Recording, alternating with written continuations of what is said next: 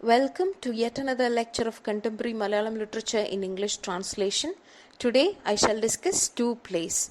First one, Naren the Prasad Souparnika, which is a detailed study, and the second one, C.J. Thomas' Behold He Comes Again or Avan Veendum Varunu, which is a non-detailed study.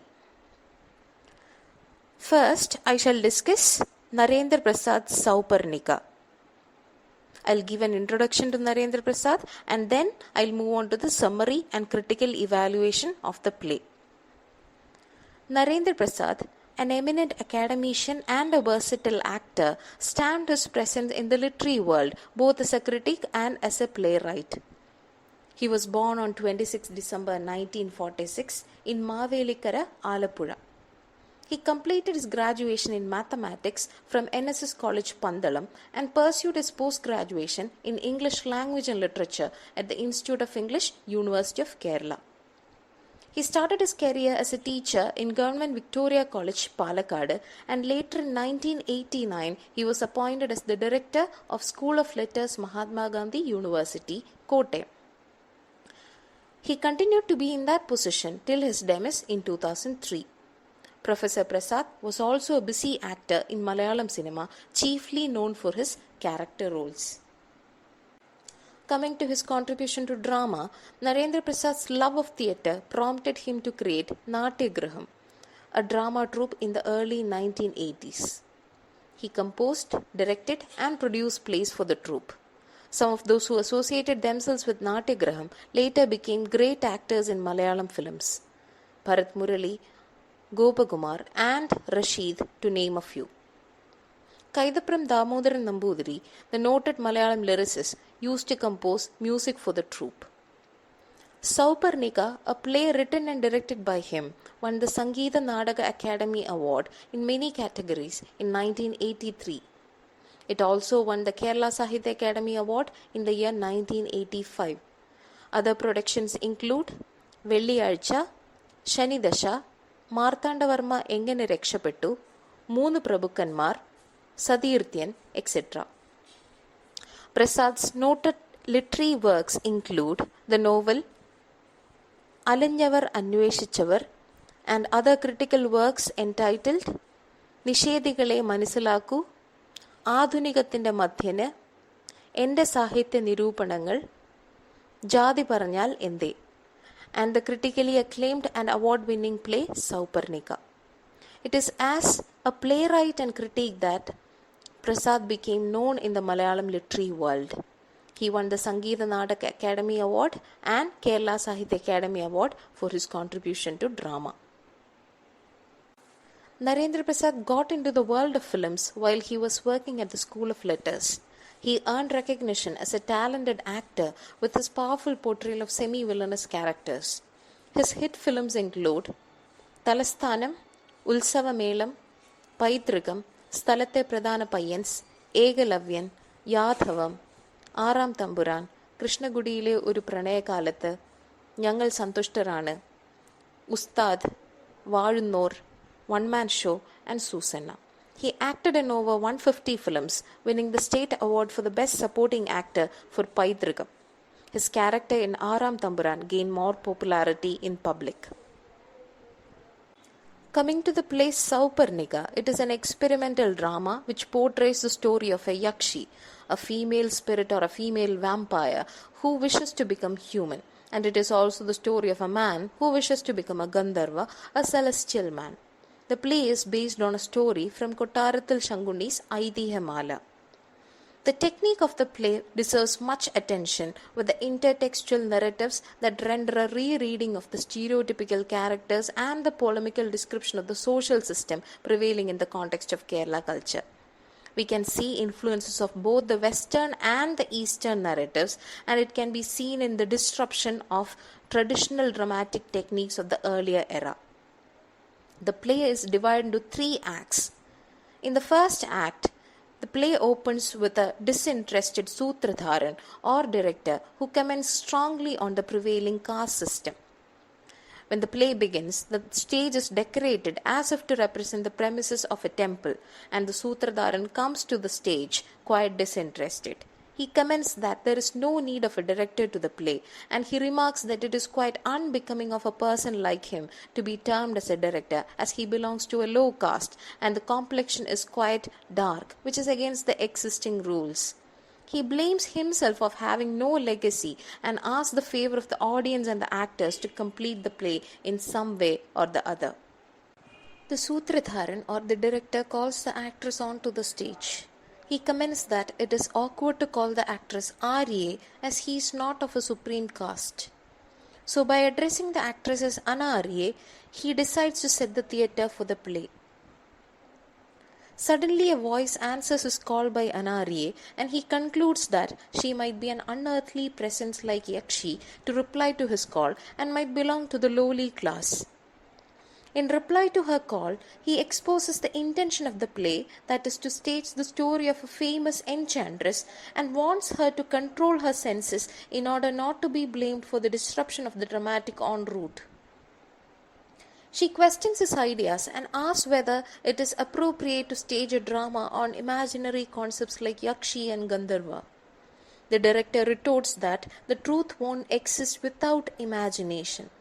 At that moment, the chorus, consisting of the actors, enters the stage singing about the relevance of the imagination in the life of people.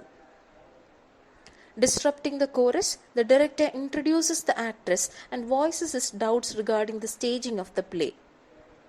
He desires for a character who can captivate men in the form of an enchantress, and he introduces the character Souparnika. The technique restructures the play with the introduction of the story of a painter through the words of an actor. The actor describes the enchanting beauty of Souparnika. Through the voice of the chorus, the setting of the story is described, and thereafter portrays the metamorphosis of the enchantress into a Yakshi, which culminates in the demise of many men. The intertextual element strongly stamps its presence with an actor relating to the story of the death of Kaladi Nambudiri, who had ventured to control the enchantress. The enchantress receives both Kaladi Nambudiri and his friend with much hospitality. When Kaladi Nambudiri tries to perform an exorcism, he is killed by the furious Yakshi. His friend somehow escapes the wrath of the Yakshi. In the morning, the friend finds himself on the top of a palm tree and asks the favor of the lower caste man to climb down the tree. They are reluctant to help an upper caste man, as that will fetch serious problems. But the upper caste man replies that in difficult times there is no need to observe such rules of untouchability. The dramatist thereupon breaks the fold of the unnecessary practices in society in the light of humanism. The play continues with the interaction of the actor, chorus and the director. The story of Surya Kaladi, son of Kaladi Nambudiri, sets a platform for the portrayal of the fierce power of the enchantress. The son who decides to take revenge on his father's death also dies. The chorus describes the power of the enchantress. The director now invites the attention of the audience to that of Venmani Nambudiri and his friends. They are studying in a Gurukulam. Venmani Nambudiri is considered as a mentally retarded person and his friends make fun of him. The director introduces the group as a band of wise men along with an idiot. To assert the idiocy of Venmani, they ask questions to Venmani. They ask the question who had written Madanga Sheela, and the confident Venmani, who is quite unaware of the foolishness of his answers, replies that it is a woman in the Mahabharata. Then they ask who the author of that epic is, and he replies that it is his grandfather who authored the same. The indecent jokes of his fellow beings irritate Venmani. To infuriate him again, one of them gets Venmani near the Yakshitara, which is the supposed abode of an ogress or a Yakshi, and asks him to pray as follows: "Today night, come to me." Without knowing the aftermath of his prayer, he sincerely prays, and his prayer invokes an ogress who had taken an oath not to disturb people unless somebody demands her to be there. Thus, through his prayer, Venmani gives a chance for the ogress to break her oath. When he opens his eyes, his friends have already left him for home. Afraid of darkness, he runs and reaches Brahma-Samhita. After the dinner, when everybody has gone to sleep, Souparnika, the ogress or the Yakshi, enters the room and lures Venmani to a distant place. They enjoy the moment of togetherness. With the help of the ogress, Venmani reinvents himself, and ceases to exist in the label of an abnormal or mentally retarded person. In Act 2, the scene is laid at Venmani Illam, and Venmani's father and Karyasthan are engaged in a game of chess. Venmani's grandfather, who is blind due to old age, enters. He is quite disturbed, and the chessboard turns upside down with a slight movement from his part. He compares the chessboard with their ancestral home. He warns Venmani's father of a disaster looming around their family and commands him to bring Venmani home from his place of education. He reminds that it is his grandson who has taken the curse over the family, and when the bad time comes, even the madman will become wise. He instructs that it is the father who should go and take him back home. The next scene is placed in the Brahma-Samhita, where the future sages are engaged in a debate. And at this time, the Karyasthan enters and inquires about Venmani Nambudiri. One of them says that there is a drastic change in the character of Venmani, and he is now engaged in penance and has mastered the sacred knowledge. From there, the scene shifts to a river bank where Venmani is sitting as if in a trance, and the Karyasthan enters. The former addresses the latter as Achyutan, and in the course of their conversation, Achyutan is dumbstruck with the proficient and matured speech of Venmani. Both of them start their journey. The chorus acts as a commentator and sings the song of departure, and in the following interlude, Venmani and Souparnika are seen. Souparnika seems to be quite worried about their separation, and Venmani consoles her. Their speech exposes the philosophical dimension of the earthly life and the life after death. Their interlude ends and Venmani travels towards home, yet the presence of Souparnika is to be felt all through the journey in the form of pleasant smells.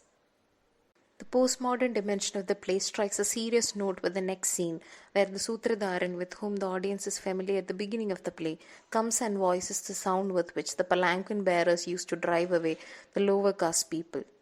It is here that the characters give way to actors and actresses, and the reality is being brought in for discussion.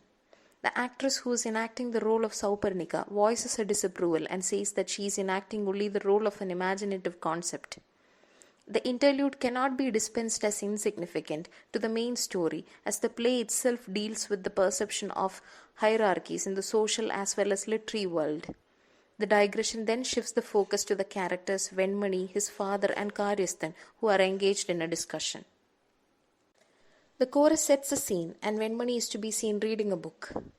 Achyutan comes and announces the arrival of the father, and he advises Venmani to take up the household responsibilities. But he is reluctant to follow the words of the Karyasthan. In the meantime, Venmani's father comes up with the details of an alliance. In the following conversation, Venmani declares that he won't be able to love anyone. His father replies that in this world nobody loves anyone. The father consoles him that if you love somebody, you can continue to do so, but it doesn't have any relation with the marriage. But Venmani sticks to his decision of not marrying anyone. Suddenly, the father gets furious and utters that his son should not leave in the house until he gets ready for the proposal. Eventually, the son leaves the house. The next scene takes place in the puja room of the grandfather, where Venmani and grandfather are conversing with each other. The grandfather advises him to abide by the rules of karma, as self-satisfaction can lead him to unfathomed depths. The scene shifts, or rather emerges, with the presence of Souparnika, who was listening to the whole conversation. She advocates Venmani not to forget the barriers of caste and creed.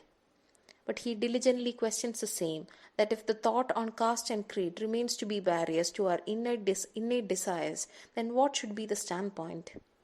Yet Souparnika prompts him to marry and to continue the line of heritage. Venmani regrets time when he has got his wits. Souparnika again advises him to live as a human being, as he cannot change himself to a supernatural being. She consoles him by saying that whenever he wishes to see her, she will be present within his reach. The play rolls back once again to the words of the director, who intervenes again. He rethinks his idea of an ogress, as he has already stated that an ogress is an embodiment of lust.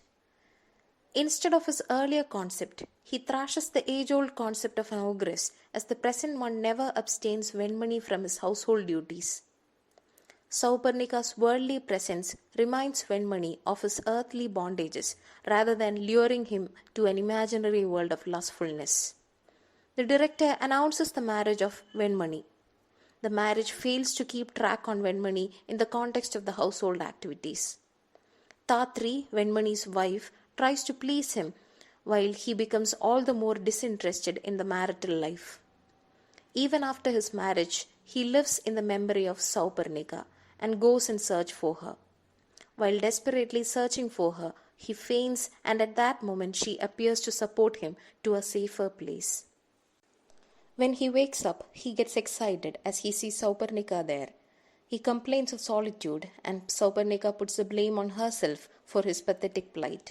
As he fails to coordinate his mind and body, he desperately conveys Souparnika of the same. On the other hand, Souparnika also finds herself in the same situation.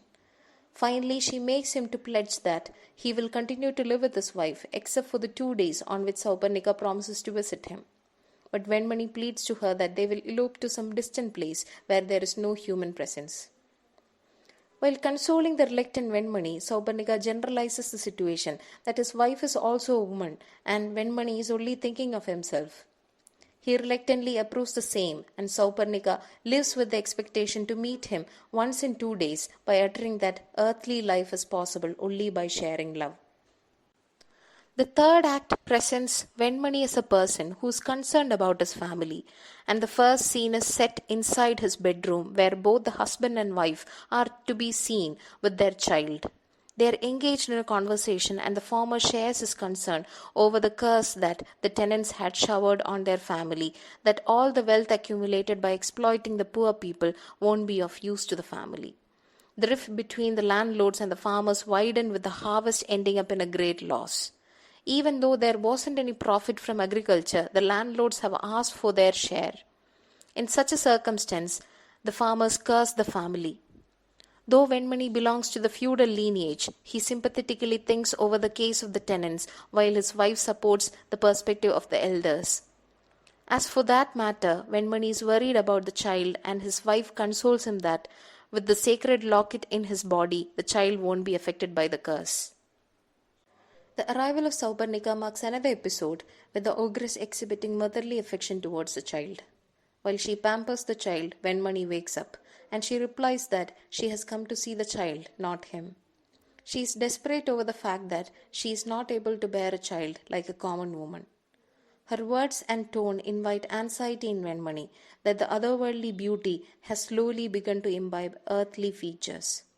Souparnika leaves with the thoughts of the child and asserts that Venmani's child is her own child, and also with a sigh of doubt that is it possible for a child to have two mothers. The world of fantasy is being wiped out by the entry of Sutradharan, who summarizes the various stages of the child's growth.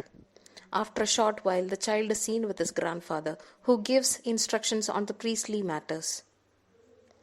The conversation between the Karyasthan and Venmani's father exposes the domination of the landlords at that time. The pleasing period of the child's growth continues, and the time comes for the Upanayanam of the child. Souparnika expresses her wish to be a part of that auspicious ceremony in the guise of an Andarjanam. On the auspicious day, she plans to put the claim of being Venmani's first wife so as to give the child sacred arms during the ceremony.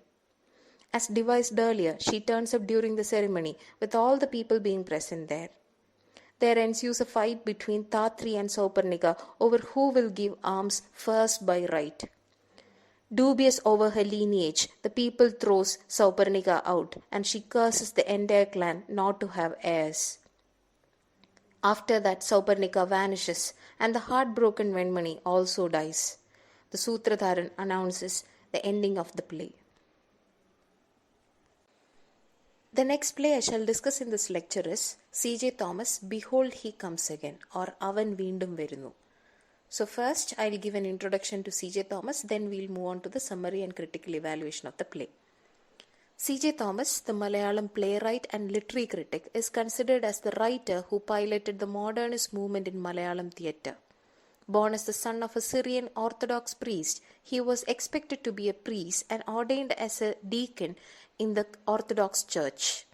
He was also the brother of the famous poetess Mary John Kuttatukulam. He had his education from CMS College Kottayam and UC College Aluva, and during his graduation he decided to quit the priesthood.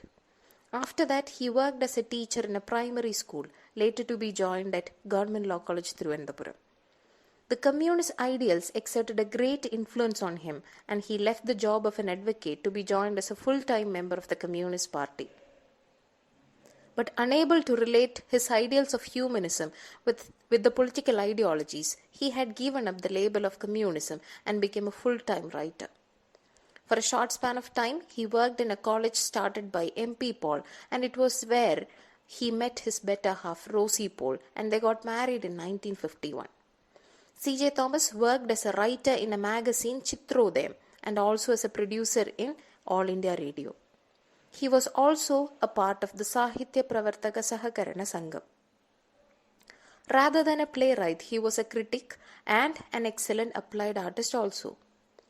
The logo of NBS was designed by C.J. Thomas, and he can be given the status of revolutionizing the cover designs of books published during that time. His anti-communist stance made him to be part of Vimojana Samaram. He died of brain tumor in 14 July 1960 in CMC Vellore. Influenced by the biblical and Sophoclean world, C.J. Thomas concentrated much of his dramatic scripts on the same. The influence of modernist dramatists like Bertolt Brecht is evident in the techniques of his works. His major dramatic works include Crime Number 27 in 1128, Avan Veendum Verunu or Behold He Comes Again, and Aa Manushan Nee Thanne, You Are That Man. All throughout his plays, the fascination towards the experimental theatre is evident. He had also translated plays from other languages, mainly the translations of Greek plays. His book, Uyarunda Yavanika, focuses on the various segments of the dramatic discourse.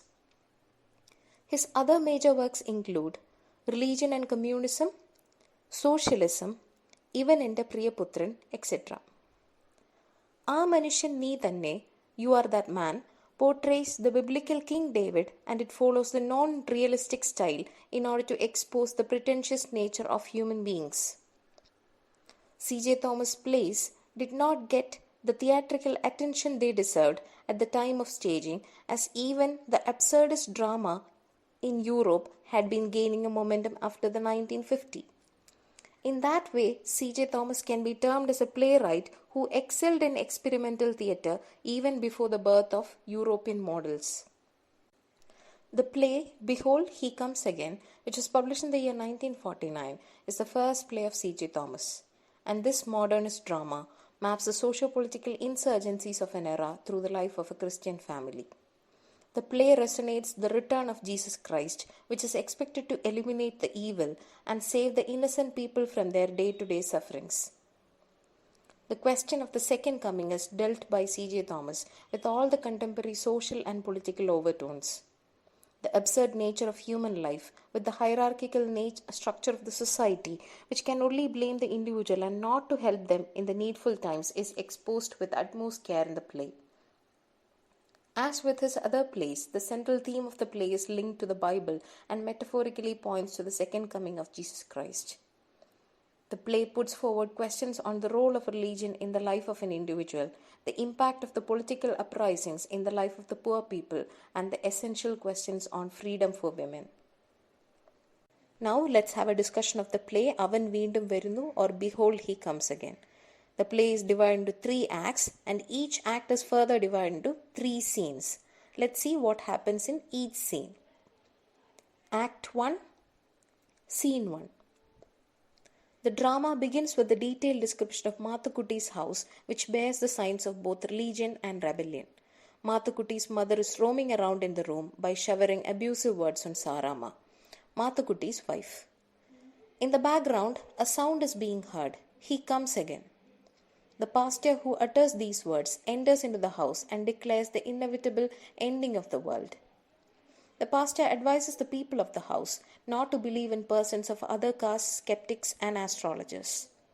The dominating attitude of the mother is portrayed in the first scene itself. Their conversation slides through various aspects of the society, including the onset of the war, which makes the life miserable with the scarcity of the necessary items. The words on war bring in the thoughts of Mathukutti, who has gone to the war front. By the time the pastor leaves, Kunjuvarki arrives and hands over the news of Mathukutti's arrival that day. Hearing the news, Sarama faints. Act 1, Scene 2. This scene reveals the illegitimate relationship between Sarama and Kunjuvarki, which has culminated in her pregnancy. The conversation between the two expresses the guilty conscience of Sarama and the feeble mindset of Kunjuvarki. The sound of the train announces the arrival of Mathukutti, and the words of the pastor are to be heard in the background. He comes again. The doomsday is near. Act 1, Scene 3. The mother complains in the same tone and she accuses the war for the low quality provisions. The voice "he comes again" is heard in the background, and once again Sarama faints, and the mother realizes the unexpected by examining her body. Mathukutti comes at this very moment, and it is revealed through the subsequent dialogues that he has become blind while fighting in the war. In the course of heated arguments, Kunjuvarki admits his guilt and leaves the place. After the incessant, scornful words from Mathukutti, Sarama, like Ibsen's Nora, raises her voice and questions the whole institution of marriage in her context. C.J. Thomas makes Mathukutti utter the horrors of the war in this context, and at the end of the scene, he consoles his wife. Act 2, Scene 1. Mathukutti finds it quite difficult to accept Sarama as his wife in this position after the turn of events. He asks her about Kunjuvarki and learns that he is still living in the village without engaging in any particular occupation. Mathukutti thinks of leaving the family, but the thoughts about his mother makes him give up the plan. Act 2, Scene 2. This scene begins with the conversation between a stranger and Mathukutti. He calls the name of the stranger and we identify that he is Raghavan. They are talking about the explosives and about the onset of a rebellion. Raghavan is asking Mathukutti to join them for a greater cause, and the latter is confused over the matter as he has to leave his mother for the same. With the entry of the pastor, Raghavan leaves. By this time, it is evident from the dialogues that Mathukutti's mother has become weak and she needs the help of others to move around. The pastor seeks the help of Kunjuvarki to bring medicines for the mother. Act 2, Scene 3. The mother has become too weak and Kunjuvarki comes with the medicine. In the course of the conversation between Mathukutti and Kunjuvarki, Mathukutti indicates his decision to leave the place within a short span of time. The pastor goes from the scene, calling out for the second coming. Even after taking the medicine, the mother cries out of sickness and finally dies. Just after her death, Mathukutti leaves the house as he feels that the only binding force to that house has been lost. Act 3, Scene 1. The scene is laid at Mathukutti's house. Kunjuvarki and Sarama are engaged in a conversation with regard to their expected child. The pastor enters, and the scene becomes gruesome with the thoughts of rights and wrong in their life. The pastor claims that as Sarama is Mathukutti's wife, Kunjuvarki cannot claim her to be his wife. The institution of religion itself is being questioned, as both of them argue that church need not have much role in the life of individuals. Kunjuvarki argues that it is not the soul that needs help, but the needy people. His words clearly portray the hypocritical nature of society, where a lonely woman will be haunted with all kinds of negative remarks and attitudes. Even religion fails to protect such existences. Listening to the argument of the pastor that she is still Mathukutti's wife, Sarama pulls out and throws away the thali. Once again, the attitude of her reminds us of the central character in Ibsen's A Doll's House. The argument continues, and Kunjuvarki declares that it is not God who is troubling him, but the human beings. Their conversation reaches a point where the annoyed pastor leaves the place with the threatening reminders of religion. Sarama reflects on Mathukutti's condition, and Kunjuvarki says that he is jealous of the other person as she was his wife once. Act 3, Scene 2. At the beginning of this scene, Sarama is engaged in a conversation with an old woman. She is the midwife and finds a farmer's condition quite acceptable, as she says that for the poor there may not be any thought of disgrace. Kunjuvarki comes without any news on Mathukutti and tells that there is a strike going on in the factory and the police fired at the protesters, which made it difficult even to see Raghavan. Hearing this, the old woman starts for home as her son is also working in that factory. The following conversation between Kunjuvarki and Sarama ponders over the difficulty of even getting a job after tearing themselves away from the community. They find it appropriate to follow the poor men's path as the rigorous laws of the middle class gives weight to the sensible thoughts on the living in the poor people's law. Kunjuvarki senses the possibility of joining the factory after the problems are over. Sarama's words reveal the pretentious nature of the society, where the killing of the illegitimate child is more acceptable than the birth of such a child. She asks for the favor of calling the child in the name of her ex-husband, and Kunjuvarki deters for the same and decides to remove Mathukutti's picture from the wall. The very moment of removing it from the wall, Raghavan comes to announce the death of Mathukutti in the police firing in the factory. He becomes a martyr for the cause of the factory workers. The cruel side of the ruling class or police force is revealed when Raghavan discourages Kunjuvarki from going to the factory premises, as they have burned the dead bodies by spraying kerosene over them. Now Kunjuvarki places the photo in the same position by saying that even to get the wages for him, Mathukutti would be doing this part. Act 3, Scene 3. Raghavan and Kunjuvarki are in conversation. Kunjuvarki is expecting the delivery of his first child. Even at that time of early morning, the voice of the pastor is heard. He enters and Raghavan exits.